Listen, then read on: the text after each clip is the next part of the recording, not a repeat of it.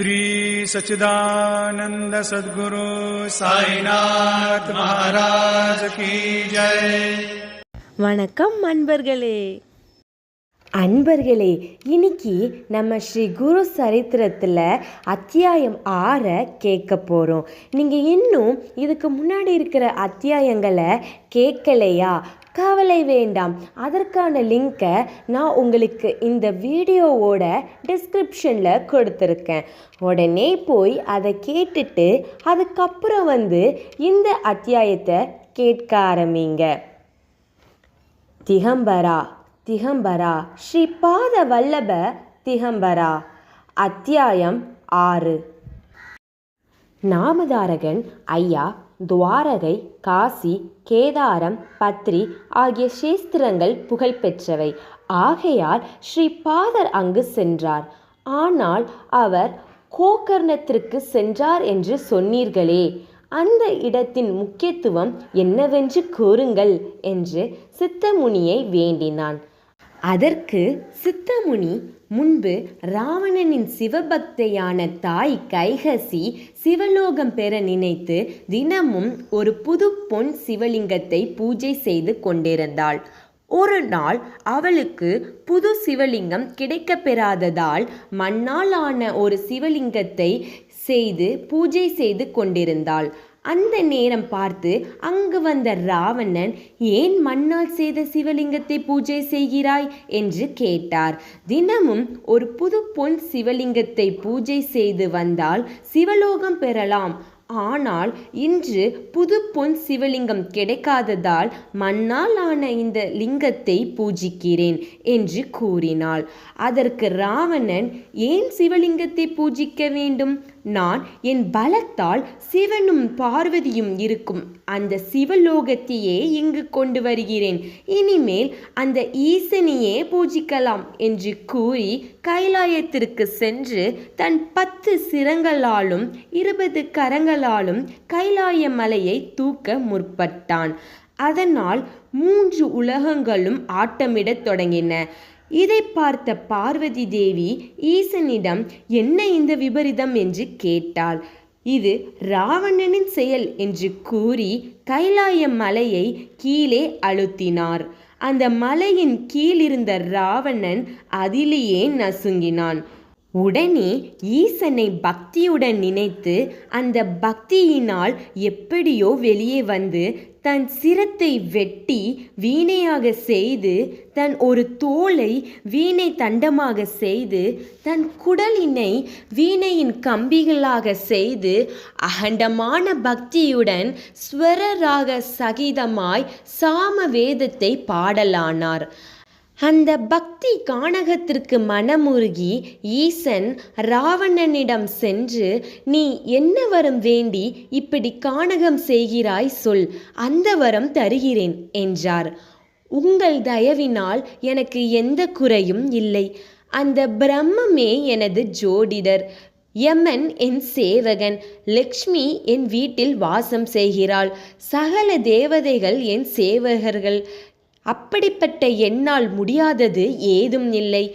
ஆனால் நித்தமும் உங்களை சேவிக்கும் என் தாயின் விருப்பம் நிறைவேறவே உங்களுடன் இந்த கைலாயத்தை என் இலங்கைக்கு கொண்டு செல்ல வந்திருக்கிறேன்.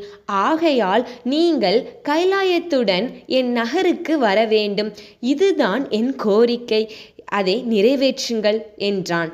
அதற்கு ஈசன், ராவணா, இந்த கைலாயத்தை கொண்டு போய் என்ன செய்வாய்? அதற்கு பதிலாக என் ஆத்மலிங்கத்தை உனக்கு தருகிறேன். இதனால் உன் இலங்கை கைலாயம் போல் பிரசித்தியாகும். நீ என்னை போல் மகிமை உடையவனாவாய் என்று கூறி ஆத்மலிங்கத்தை போகும் வழியில் எங்கும் வைக்காமல் நேரே உன் நகருக்கு கொண்டு போய் அங்கு பிரதிஷ்டை செய் என்று கூறி தன் ஆத்மலிங்கத்தை ராவணனிடம் தந்தார் ஈசன். அதை சந்தோஷத்துடன் பெற்றுக்கொண்ட ராவணன் ஈசனை வணங்கி இலங்கைக்கு பயணமானான். இதை பார்த்த நாரதர், ஐயோ, ஈசன் இப்படி ஒரு காரியம் செய்து ராவணனுக்கு மேலும் சக்தியை கொடுத்தாரே என்று நினைத்து இந்திரனிடம் சென்று நடந்ததை கூறி இருவருமாக பிரம்மாவிடம் சென்று ஈசன் செய்ததை சொன்னார்கள். அவரும் ஏதும் செய்வதறியாது விஷ்ணுவிடம் சென்று நடந்ததை கூறினார். ராவணன் ஆத்மலிங்கத்தை இலங்கையில் பிரதிஷ்டை செய்தால் அவனுக்கு வரும் சக்தியினால் உலகத்திற்கு நடக்கவிருக்கும் கேடுதனை உணர்ந்து உடனே மகேசனிடம் சென்று, ஏன் இப்படி செய்தீர்கள் என்றார். ராவணன் பக்தியினால் செய்த கானகத்திற்கு உவந்து அதை கொடுத்தேன். அந்த நேரத்தில் இதனால் வரும் கேடுகளை நினைக்கவில்லை என்று கூறி எல்லோரும் விஷ்ணுவிடம் சென்று நடந்ததை சொல்லி, எப்படியாவது நீங்கள்தான் காப்பாற்ற வேண்டும் என்று வேண்டினார் மகேசன். விஷ்ணு சிறிது நேரம் யோசித்து, அந்த ஆத்மலிங்கம் ராவணன் இலங்கைக்கு கொண்டு செல்வதற்குள் அதை வேறு எங்கேயாவது பிரதிஷ்டை செய்து விட்டால் இந்த ஆபத்து நீங்கிவிடும் என்றார்.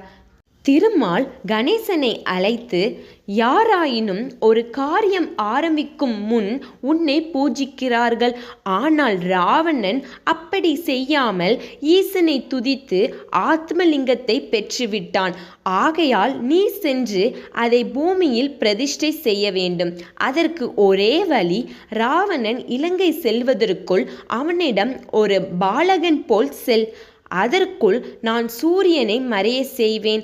அந்த நேரத்தில் நாரதர் அவனிடம் குதக்கமாக பேசி லிங்கத்தை உன்னிடம் கொடுக்கும்படி செய்வார். நீ அதை பூமியில் பிரதிஷ்டை செய்துவிடு என்று கூறினார். இதற்குள் முதலில் சென்ற நாரதர் ராவணனை பார்த்து, நீ எங்கிருந்து வந்து கொண்டிருக்கிறாய், என்ன சமாச்சாரம் என்று கேட்டார். ராவணன், மகேசனிடம் சென்று ஆத்மலிங்கத்தை பெற்று இலங்கைக்கு சென்று கொண்டிருக்கிறேன் என்றார். இந்த ஆத்மலிங்கத்தின் கதை எனக்கு தெரியும். முன்னொரு காலத்தில் பயங்கரமான ஒரு மிருகத்தை கொன்று அதன் 3 கொம்புகளிலிருந்து மும்மூர்த்திகள் 3 லிங்கங்களை பெற்றுக்கொண்டார்கள். இந்த லிங்கம் அதுதான். இதை எவன் ஒருவன் பெற்று பூஜிக்கிறானோ அவன் ஈசனுக்கு சமமாவான். அவன் இருப்பிடம் கைலாயத்திற்கு சமமாகும் என்று விவரித்து கொண்டிருந்தார். அப்பொழுது ராவணன், நாரதா, லிங்கத்தின் வரலாறு பற்றியும் அதன் மகிமையை பற்றியும் கேட்க எனக்கு நேரம் கிடையாது. நான் சீக்கிரமாக இலங்கைக்கு செல்ல வேண்டும் என்று கூறினார். நாரதர், ராவணா, சந்தியா வந்தனம் செய்ய வேண்டிய நேரம் வந்துவிட்டது. அதை செய்யாமல் செல்வது உன் போன்றவர்களுக்கு நல்லதல்ல. எனக்கு தெரிந்ததை கூறினேன், பிறகு உன் விருப்பம் என்றார். அந்த சமயத்தில் கணேசன் பாலகன் போல் அந்த இடத்தில் தென்பட்டான். அவனிடம் சென்று, நீ யார், உன் தாய் தந்தையர் யார் என்று கேட்டான். நான் உமா மகேசனின் மகன். உன்னை பார்த்தால் எனக்கு பயமாக இருக்கிறது. நான் செல்கிறேன் என்றான். அப்பொழுது ராவணன், குழந்தாய், நீ எனக்கு ஒரு உதவி செய்ய வேண்டும். நான் சந்தியா வந்தனம் முடித்து வரும் வரை இந்த லிங்கத்தை பூமியில் வைக்காமல் கையில் வைத்து கொண்டிருக்க வேண்டும். இதை நீ செய்தால் உனக்கு பொன் ஒளி வீசும் என் இலங்கையை காண்பிக்கிறேன். உனக்கு இஷ்டமானால் நீ அங்கு தங்கலாம் என்றார். அரக்கர்கள் வசிக்கும் இலங்கைக்கு நான் வரமாட்டேன். அதுவும் இன்றி மிக பழுவான இருக்கும் இந்த லிங்கத்தை வெகு நேரம் என்னால் தாங்கி சுமக்க முடியாது. என்னை விட்டுவிடு, நான் செல்கிறேன் என்றார். உடனே ராவணன் அவனிடம் மன்றாடி வேண்டி லிங்கத்தை கொடுத்து சந்தியாவந்தனம் செய்ய புறப்பட்டான். அப்பொழுது அந்த பாலகன், என்னால் சுமக்க முடியாமல் நேரிடும் பொழுது 3 முறை உன்னை அழைப்பேன். நீ வரவில்லை என்றால் பூமி மீது வைத்து விடுவேன் என்று கூறினான். ராவணன் சென்று சந்தியாவந்தனம் ஆரம்பித்த உடனே கணேசன் 3 முறை ராவணனை அழைத்தான். ஆனால் சந்தியாவந்தனம் முடிக்காததால் ராவணன் வரவில்லை. இதற்காகவே காத்து கொண்டிருந்த கணபதி சொர்க்கத்திலிருந்து தேவர்கள் எல்லாம் பார்த்து கொண்டிருக்கையில் ஸ்ரீ மகாவிஷ்ணுவை தியானித்து அந்த லிங்கத்தை பூமியில் ஸ்தாபித்தான். தேவர்கள் எல்லாம் பூமலை பொழிந்தார்கள். பிறகு வந்த ராவணன் இதை பார்த்து கணபதி மேல் கோபம் கொண்டு அடிக்க சென்றான். இதை பார்த்த கணபதி, என் அப்பாவிடம் சொல்லுவேன் என்று சொல்லி ஓடிவிட்டான். ராவணன் தனது 20 கைகளினால் மிக பலத்துடன் அந்த லிங்கத்தை பேர்க்க முற்பட்டான். ஆனால் பூமி அதிர்ந்ததே தவிர லிங்கம் சிறிதளவு கூட நகரவில்லை. மிக பலத்துடன் ராவணன் பேர்க்க முற்பட்டும் வராததால் இந்த சிவலிங்கம் மகாபலேஸ்வரர் என்று பெயர் பெற்றது. ராவணனின் கைகளினால் ஏற்பட்ட அழுத்தத்தினால் பசுவின் காது போன்ற ரூபம் வந்ததினால் இந்த சேஸ்திரத்திற்கு கோகர்ண சேஸ்திரம் என்ற பெயரும் வந்தது. ராவணன் என்ன செய்வது என்று அறியாமல் தவம் செய்ய சென்று விட்டான். ஈஸ்வரன் தன் பரிவாரங்களுடன் அங்கு குடிக்கொண்டிருக்கிறார். ஆகையால் சகல தேவதைகளும் அங்கு வந்து மகேசனை பூஜிப்பார்கள் என்று சித்தர் நாமதாரகனுக்கு கூறினார். இந்த சேஸ்திரத்தின் மகிமை விவரமாக ஸ்கந்த புராணத்தில் இருக்கிறது என்றும் கூறினார். அவதூத சிந்தன ஸ்ரீ குருதேவ தத்த. அன்பர்களே, இத்துடன் அத்தியாயம் 6 முடிவுற்றது. அடுத்த அத்தியாயத்துடன் உங்களை சந்திக்கிறேன். அதுவரைக்கும் இணைந்திருங்கள் எல்லாம் சாய்பாபா யூடியூப் சேனலுடன். உங்களுக்கு உடனுக்குடன் வீடியோ கிடைக்க எல்லாம் சாய்பாபா சேனலை சப்ஸ்கிரைப் பண்ணி பக்கத்தில் இருக்க பெல் ஐக்கானை கிளிக் பண்ணுங்க. இந்த வீடியோ உங்களுக்கு மன அமைதியை கொடுத்துருந்துச்சுன்னா லைக் அண்ட் ஷேர் பண்ணுங்க. உங்களுக்கு மனசுல என்ன தோணுச்சோ அதை கமெண்ட் பண்ணுங்க.